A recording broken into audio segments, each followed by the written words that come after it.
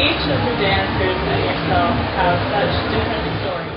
Without getting too much into it and giving too much away, can you give us a little bit of a background of what got you into the burlesque scene? Well, let's see, what got me into the burlesque scene? I knew some burlesque dancers, that was the first thing, but I was a civilian at the time, wasn't doing any burlesque.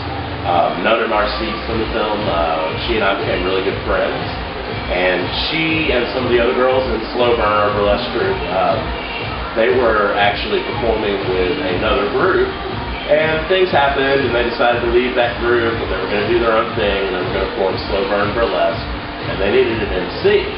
Well, none of them really knew that I had any kind of performance background at all. I used to be a radio disc jockey when I was younger, and but they didn't know that. They just hung around with me, and I guess they thought I was a fun guy or whatever, and they asked me if I would MC some of their shows. And at first I was kind of reluctant because, I had some fear, oh, am I going to suck, is it going to be any good? And Nona Narcisse is a beautiful woman, so how could I deny her? And, I said I would do a couple of shows, that was it, and I did one, and then I was hooked, and I've been doing burlesque with Slow Burn ever since for, the last 2.5 years now. And your character's a little bit of a preacher type. Yeah, I guess so. I have this religious background, actually, when I was, oh God, my family has a background of religion, of, non-denominational and Pentecostal religion on my mother's side, and then on my father's side, Catholic. So I've been exposed to it ever since I was a kid, and it comes out, I'm not really a religious person.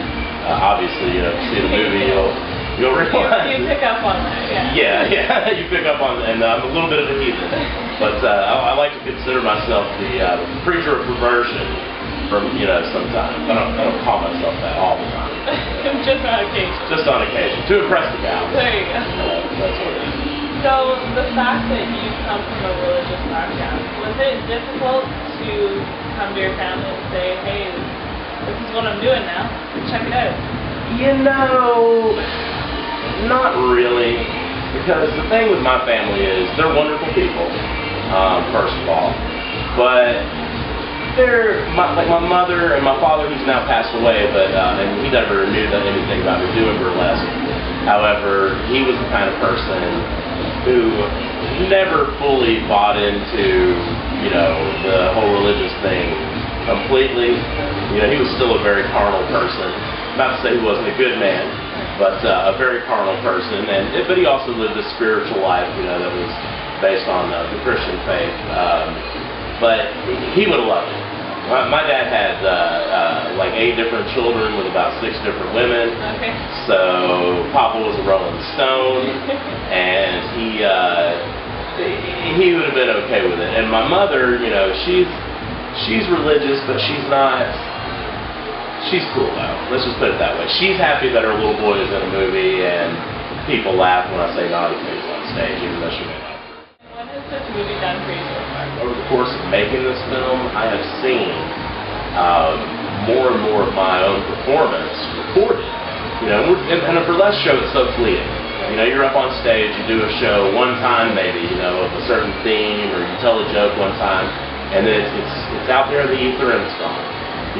But with the movie, I've been able to see my own performance, so I think it's changed me a little bit as far as how I try to portray myself on stage. Not changing, but just aware of the flaws and that kind of thing. But I'm hoping that people see the movie and then it really changes.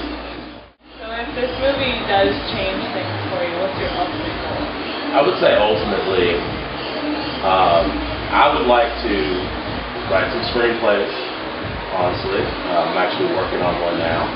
But I'd like to get more into the film business. I do a little bit of that on the side anyway. But I'd like to, burlesque is awesome, but a lot of burlesque shows are performed in bars and nightclubs. I'd like to actually see this show on television. I'd like to see this show in a big theater, performing more than once a month. I'd like to, if the movie is successful, if people like it, I hope that they catch the bug and they realize that live entertainment, of this sort of live entertainment is more fun than going to the movie theater, and they'll want to come and see us instead. And I think I want to think bigger than burlesque. Obviously burlesque I love, it's super important to me, and I want to excel in that area, but I'd like to take it, to the next level. How do you explain the difference between a burlesque dancer and a stripper? Between a burlesque dancer and a stripper, I'll say this. Me personally, I like to think of burlesque as something older than the stuff that goes on in the 50s and 60s, actually. A good friend of mine, Little Luna, from this troupe in Baltimore called Gilded Lily, she explained it to me like this. She said, Ben, burlesque has been going on since the beginning of time, since the Greeks, ever since people have had a stage to perform on and to make fun of the upper classes, the rich, the people who have power over you. She said that's what burlesque really is. And that's what I think too, it's more than just paying homage to these, strippers from the 50s and 60s and then putting our own spin on it. I think of it as carrying on this tradition of, what the Greeks were doing, and anybody, any poor person or disenfranchised or disenchanted person who gets up on stage and lampoons and makes fun of those people that oppress you, or any other ridiculous thing also, and as a benefit to close them. That's a pretty good description. I couldn't ask the ladies this, but I have one signature question that I ask each of my guests. Okay. What color are your socks today? My socks are actually black, and usually I have some sock garters on too, which are really sexy, but they broke. Oh no. Yeah, I didn't have time to go to the cop store and buy them. That's the only place you can get them is the cop store. Really? Yeah, but black socks, and you want to ask what the underwear looks like too or something? Hey, I'm sure you have some very... They're pretty boring. They're pretty standard. Yeah, I don't know the answer. Non-existent. So does this sock match that one? Have you seen footage of our other shows where they don't? I haven't. Because they usually don't. Really? But tonight they do. I thought it was important that they match. But wait, hold on. I was buying pants today. I needed new pants, and this happened, and I wasn't even. I'm walking through the store like this, and people are looking at me crazy, And that's not even like a comfy hole. That's no, it's not. It's right a total pain in the asshole. Yeah. Oops. That didn't mean to come out that way exactly. But yeah. So and then there was a hole in the other one too. And I didn't even realize that when I put them on. I guess I was just too excited about tonight. Well, I'm glad you're excited.